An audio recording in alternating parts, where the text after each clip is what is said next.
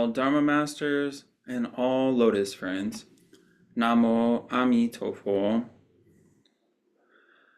I would like to start off this Dharma sharing by mentioning a point I thought of as I reviewed this piece. Looking at our daily lives, we have many obligations and duties we must perform. I think it is important to mention that doing these with a grateful and humble attitude can allow us to be at the service of others with ease. Yet a lesson I have learned from Buddhism is to live this way in an unattached manner, allowing losses and gains to occur as they will. Beyond that, how often do we really avoid adversity and complications by trying to control outcomes of situations? In fact, if we become too overbearing, it may make things worse, more often than not. Many of the outcomes we are seeing now don't often reflect our current efforts and may be from causes in our past lives. So with that in mind, we'll review a title tonight called How to Deal with Adversity According to Buddhist Wisdom by Master Jingzong. How should people deal with adversity according to the Buddha's wisdom? The Buddhist approach is different from the approach of ordinary people. The latter, when encountering hardships and dangers, usually try to run away from the situation or bulldoze through it blindly, or they get angry and bitter. This is the general reaction of ordinary people. However, according to the teachings of the Buddha, if you encounter adversity or a perilous situation, you should know that this is simply the consequence of your past karma ripening now. In this way, you will be able to face the problem with equanimity, accepting that this is what you deserve. With every cause must come an effect, and there is no effect without a cause, which invariably is your own doing. Therefore, the first thing to learn is to grin and bear it. Second, we should reflect on our own behavior. The current difficult and depressing situation can be improved by changing the way we think and how we conduct ourselves. We should start accruing merits and virtues as well. Third, do not resist or harbor hatred. This is the other side of the same coin of self-reflection. That is, we should not deny the present state of affairs or resent anyone or the plight we are in. Accept that this is our own karma. As the saying goes, be a man and face the music. If you refuse to accept responsibility for the consequences of your past actions, you are not a decent person. Instead, you are just cheating and not playing fair. This is unacceptable. There is a Buddhist saying, sentient beings fear the consequences, while bodhisattvas fear the causes. Bodhisattvas realize that evil causes will lead to very bad karmic consequences.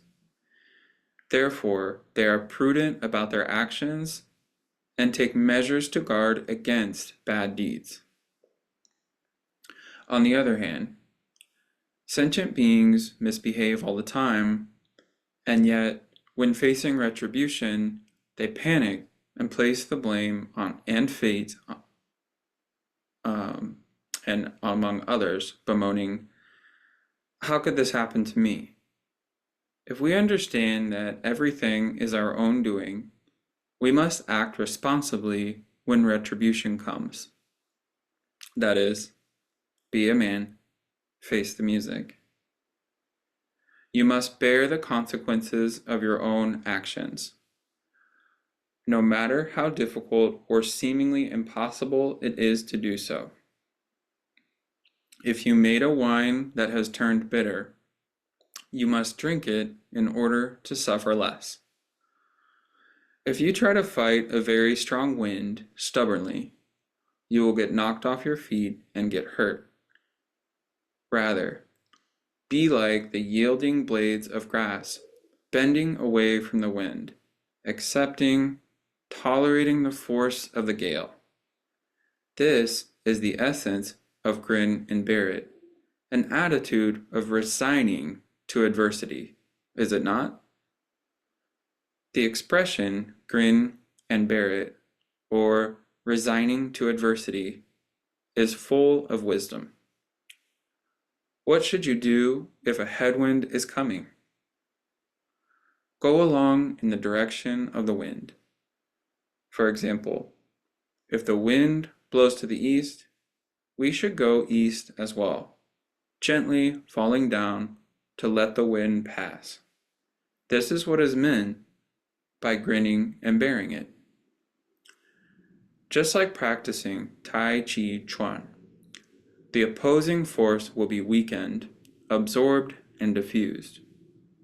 I would say resigning to and accepting adversity is a life skill that everyone must learn. It is a rule of thumb in life.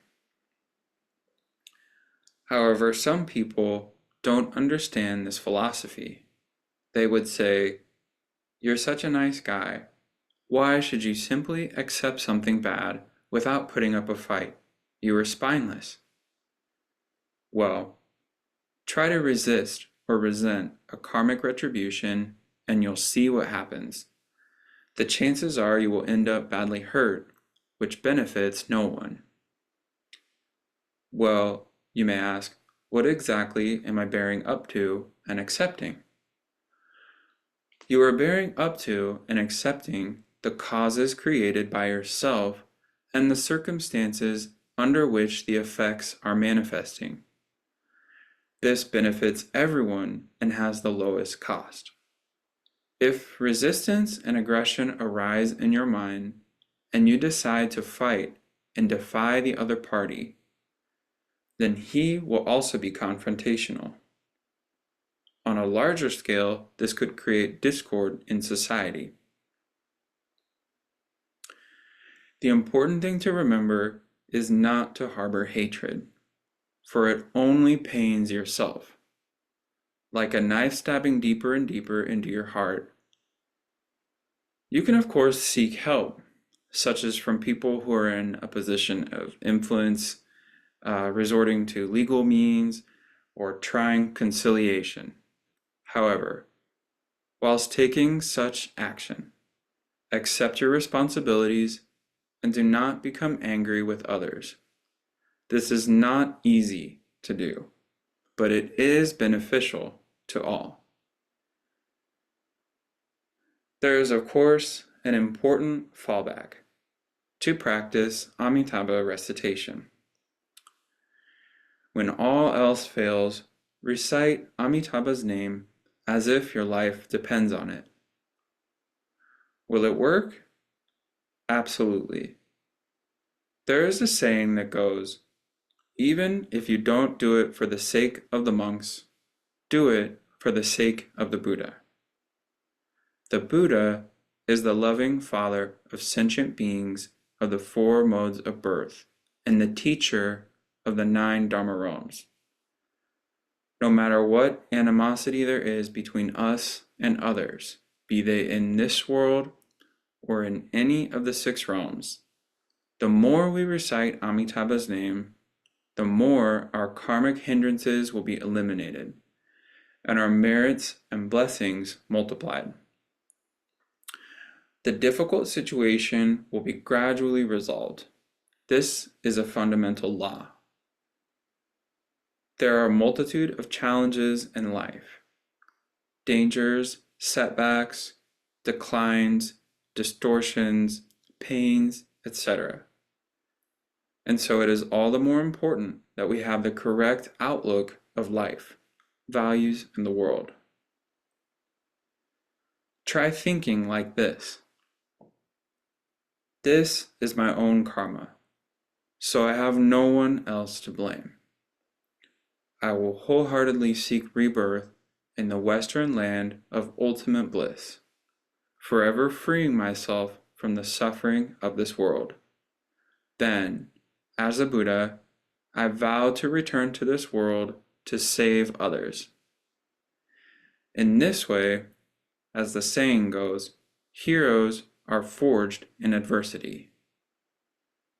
This means that difficulties can strengthen our resolve to practice the Dharma. Therefore, no matter how challenging or trying the situations are that we are facing, they serve as good, favorable conditions for spiritual cultivation, such as reciting Amitabha's name in order to gain rebirth. It is like giving the rocket the right fuel for launching into space. We turn everything negative and unfavorable to our advantage. It is just like the lotus flowers, blossoming out of murky water, yet remaining pristine and emitting a wonderful fragrance. Our various sufferings and afflictions in the Saha world become the motivational force for us to recite Amitabha's name, and therefore the source of our rebirth in the land of ultimate bliss. Just as the muddy pond is to the lotus flower, which does not get contaminated.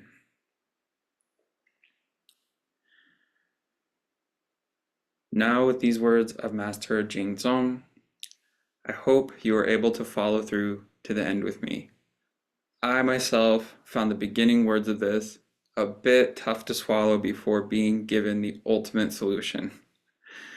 I don't know many people, if anyone, who would accept all blame for the difficult people and situations in their life. I think it is instead the exact opposite that is coming into play in keeping us trapped in the cycle of suffering. When we really take a look at the world around us, with this all brought to our attention, I don't think there's any person or society who isn't living in this terrible cycle of avoiding blame and criticism while seeking out gain, and then subsequently only actually coming out with meager and temporary flashes of satisfaction, so to speak.